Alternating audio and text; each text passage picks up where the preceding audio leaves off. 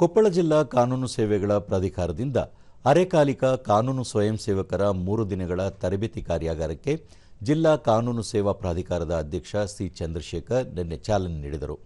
ಪ್ರಾಧಿಕಾರದ ಸದಸ್ಯ ಕಾರ್ಯದರ್ಶಿ ಮಹಂತೇಶ ಸಂಗಪ್ಪ ದರಗದ, ವಕೀಲರ ಸಂಘದ ಅಧ್ಯಕ್ಷ ಎವಿ ಕಣವಿ, ನ್ಯಾಯಾಧೀಶರಾದ ಡಿಕೆ ಸರಸ್ವತಿ ದೇವಿ, ವಕೀಲ ವಿಎಂ ಭೂಸನೂರ ಮಠ ಮತ್ತಿತರರು ಉಪಸ್ಥಿತರಿದ್ದರು.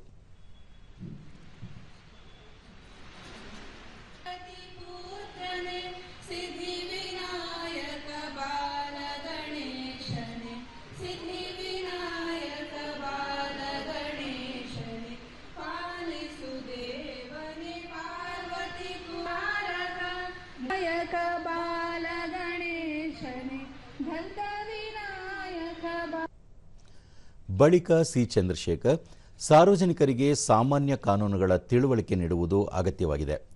ಈ ನಿಟ್ಟಿನಲ್ಲಿ ಅರೆಕಾಲಿಕ ಕಾನೂನು ಸ್ವಯಂ ಸೇವಕರು ಮಹತ್ವದ ಪಾತ್ರವನ್ನು ನಿರ್ವಹಿಸುತ್ತಾರೆ ಎಂದರು.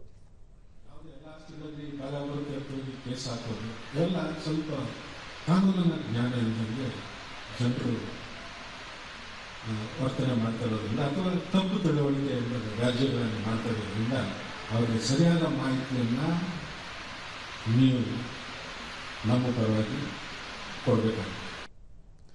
ಮಹಂತೇಶ್ ಸಂಗಪ್ಪ ದರ್ಗದ್, ಕಾನೂನು ಸೇವೆಯಿಂದ ವಂಚಿತರಾದವರಿಗೆ ಉಚಿತವಾಗಿ ಕಾನೂನಿನ ನೆರವು ಒದಗಿಸುವ ಉದ್ದೇಶವನ್ನು ಪ್ರಾಧಿಕಾರ ಹೊಂದಿದೆ ಎಂದು ತಿಳಿಸಿದರು. ಜನ ನೇರವಾಗಿ ನಮ್ಮ ಹತ್ರ ಬರೋದಕ್ಕಾಗಲ್ಲ, ಅವರ ಕಷ್ಟ ಸುಖಗಳನ್ನು ನಮಗೆ ನೇರವಾಗಿ ತಿಳ್ಕೊಳ್ಳೋಕ್ಕಾಗಲ್ಲ.